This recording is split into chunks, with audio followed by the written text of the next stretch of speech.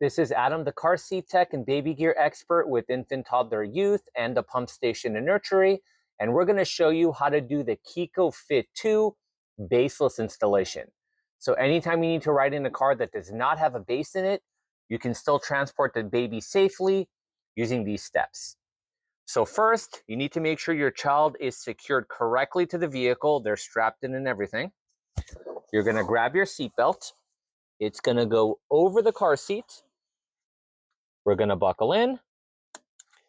There is a gray tab on both sides of the chair. That's for the lap belt. So slide the lap belt underneath. If your shoulder belt is not long enough, it's just going to go straight back up to the car.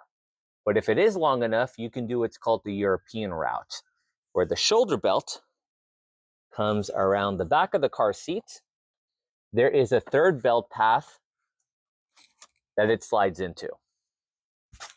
Once you decide how your shoulder belt is going, the next step is the most important one, because you cannot do this type of installation if your seatbelt does not switch to locking mode. Grab your shoulder, pull it all the way out slowly.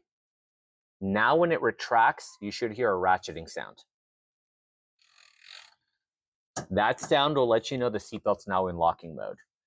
I'm going to push down on the car seat. I'm going to pull on the seatbelt. All of the slack I have, I want to make sure I feed it back in the car so it continues to lock.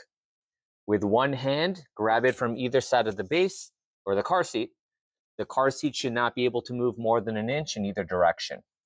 There is a red line on both sides of the car seat.